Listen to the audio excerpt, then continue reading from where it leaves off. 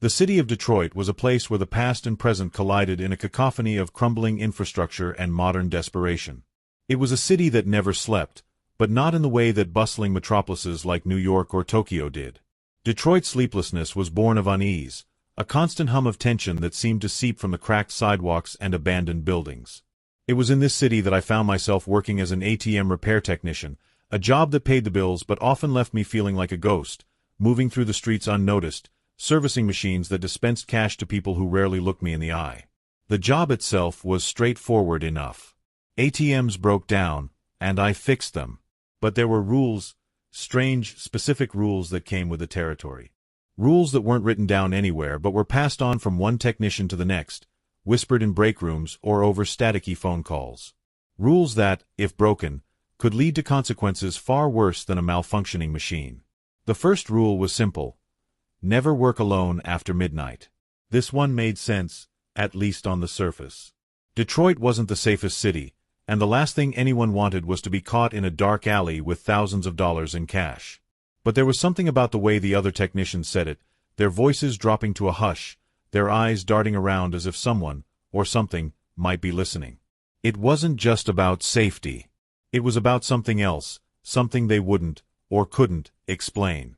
The second rule was more peculiar: always knock 3 times before opening the ATM. This one seemed like a joke at first, something the older guys said to mess with the newbies. But the first time I saw a seasoned technician named Carl knock 3 times on an ATM before opening it, his face pale and his hands trembling, I knew it wasn't a joke. When I asked him why, he just shook his head and muttered, "You don't want to know." The third rule was the most unsettling: if the screen displays error 37, walk away. Do not touch the machine. Do not call for backup. Just walk away. I had never seen an error 37, and none of the other technicians would tell me what it meant. They would only say that it was rare, but when it happened, you knew. And you didn't stick around to find out more. For the first few months, I followed the rules without question.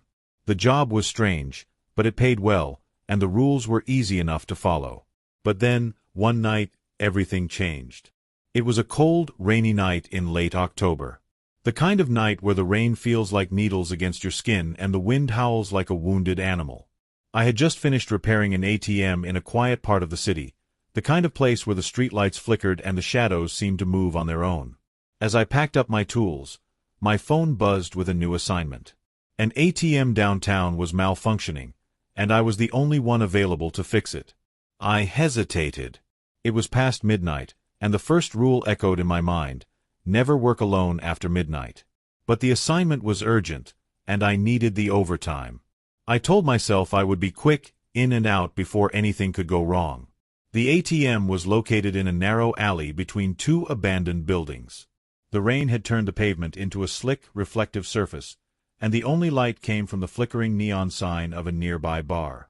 As I approached the machine, I noticed something strange. The screen was dark, but the keypad was lit up, the numbers glowing in eerie green. I reached out to press the service button, but then I remembered the second rule: always knock 3 times before opening the ATM. I hesitated again, my hand hovering over the machine. It was just a superstition, I told myself. A silly ritual that meant nothing.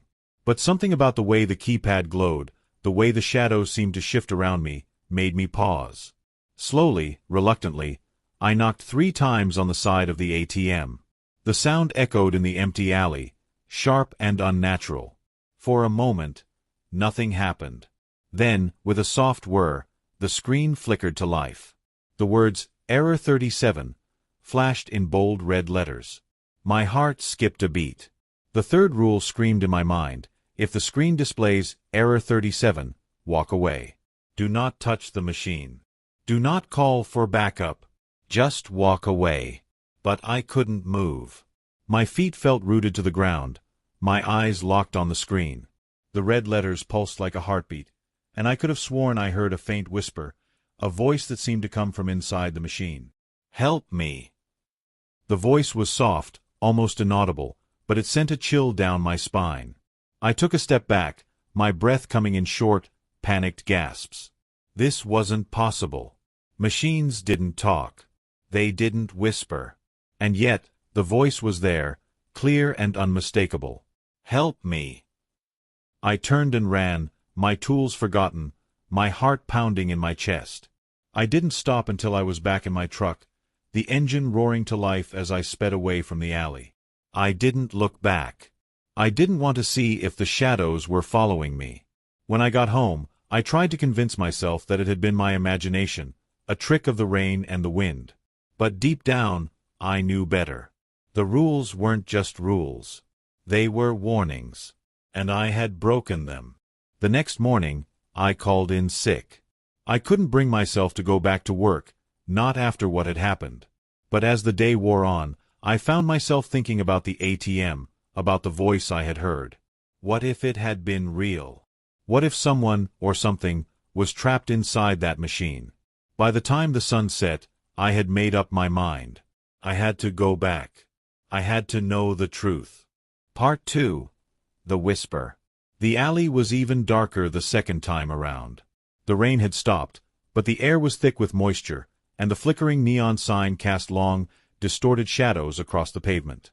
My footsteps echoed as I approached the ATM, the sound unnaturally loud in the silence. My heart was racing, but I forced myself to keep moving. I had to know what was inside that machine. The ATM looked the same as it had the night before, the screen dark and the keypad glowing that eerie green. I hesitated for a moment, then knocked 3 times on the side of the machine. The sound was sharp, almost metallic, and it seemed to hang in the air long after I had stopped.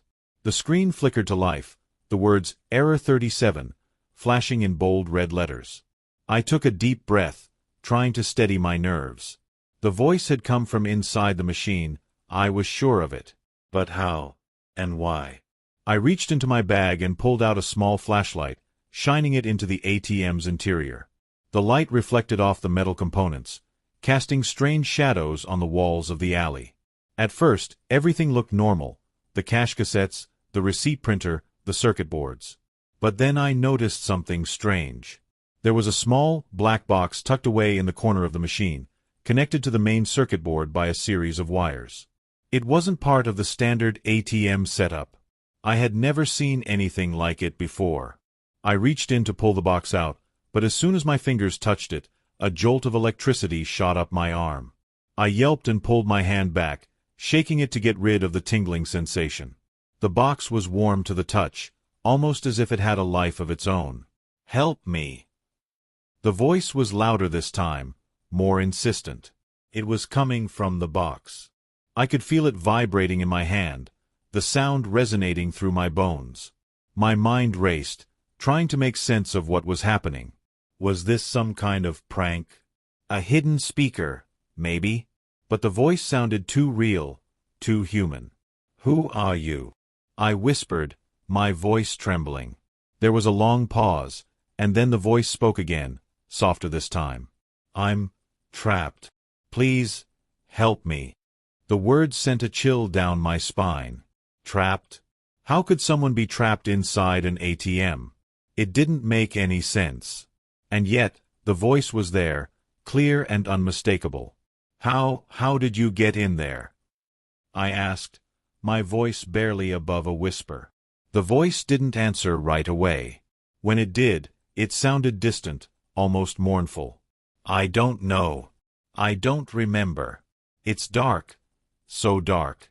Please, get me out." I didn't know what to do.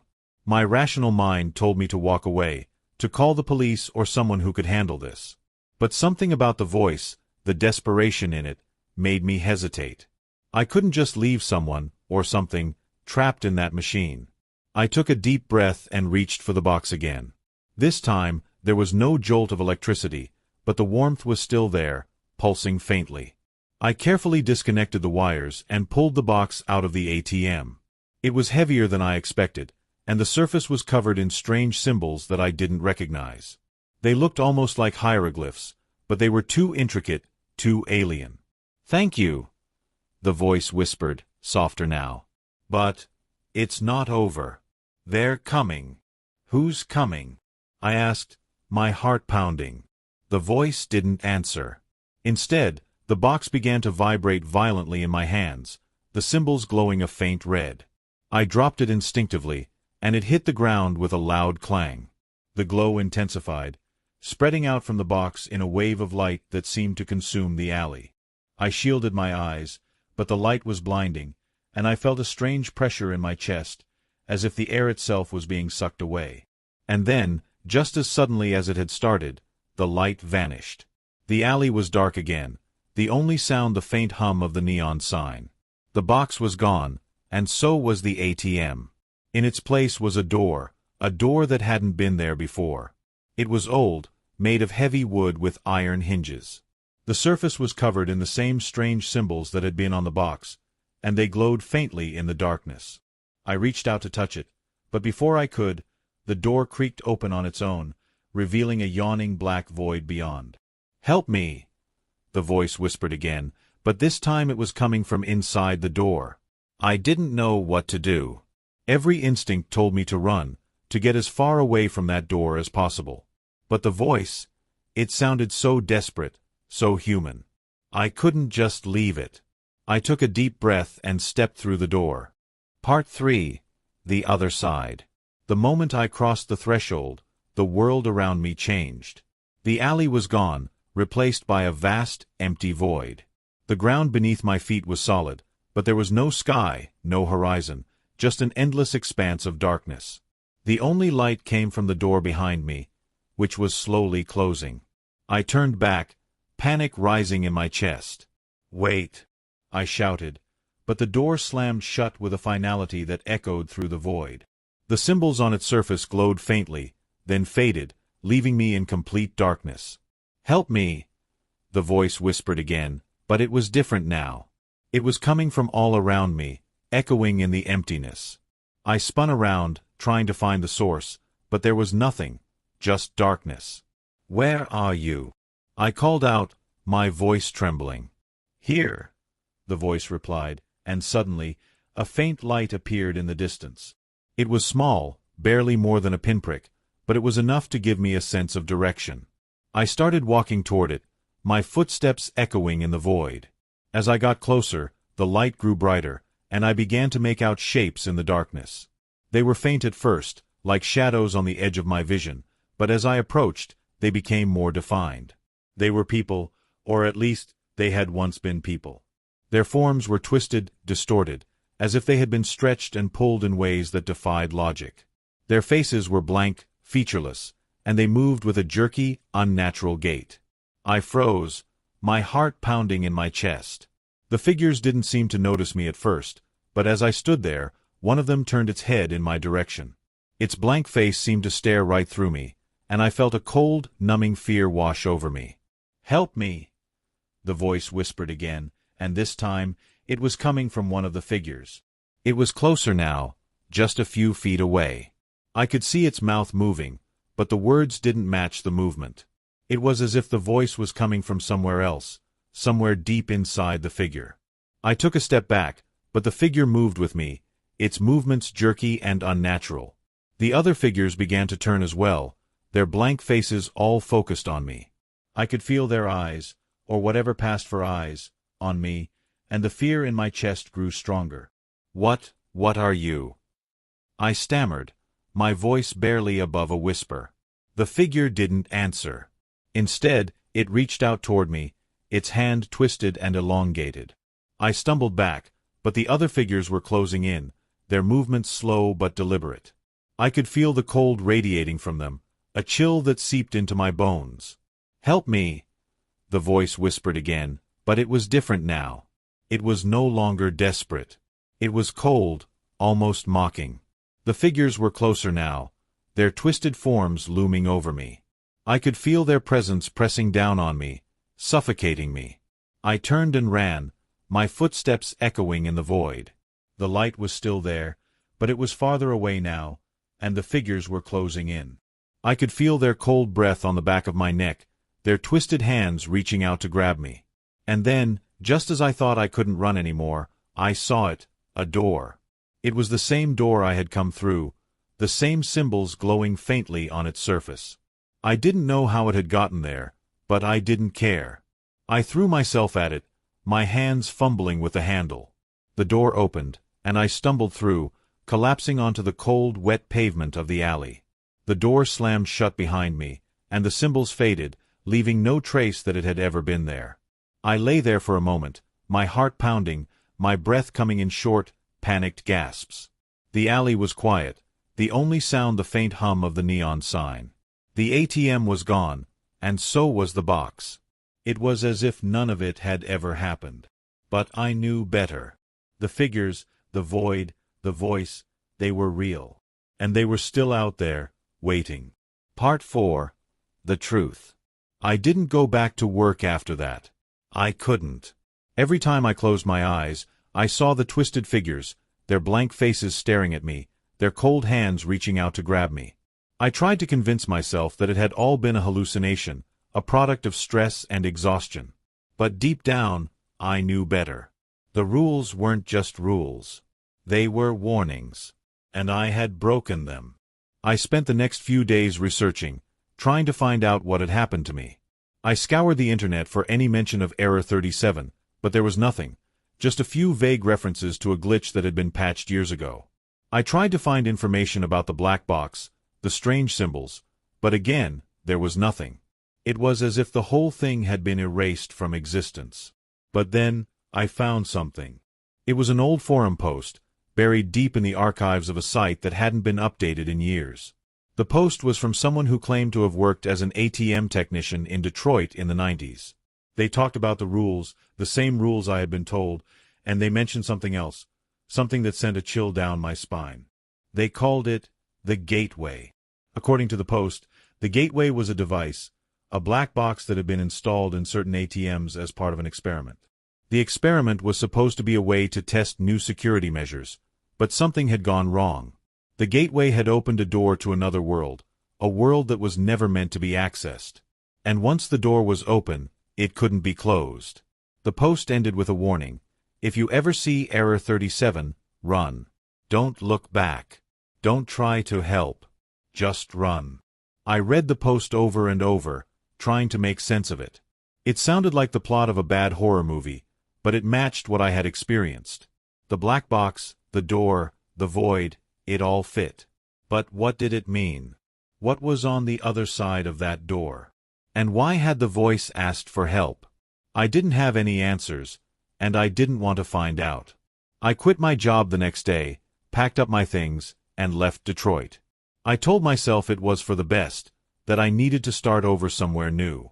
But no matter how far I ran, I couldn't escape the feeling that I was being watched. And then, one night, I saw it. I was in a new city, in a new apartment, but the feeling was the same. I was lying in bed, trying to sleep, when I heard it, a faint whisper, coming from the corner of the room. "Help me!" I froze, my heart pounding in my chest. The voice was the same, but it was different now. It was colder, more insistent. I could feel it pressing down on me, suffocating me. I turned on the light, but the room was empty. The whisper was gone, but I knew it would be back. It was always there, just on the edge of my hearing, waiting. I don't know how much longer I can hold out. The rules were there for a reason, and I broke them. Now, I'm paying the price. The gateway is still open, and the things on the other side are waiting. They're coming for me, and there's nothing I can do to stop them.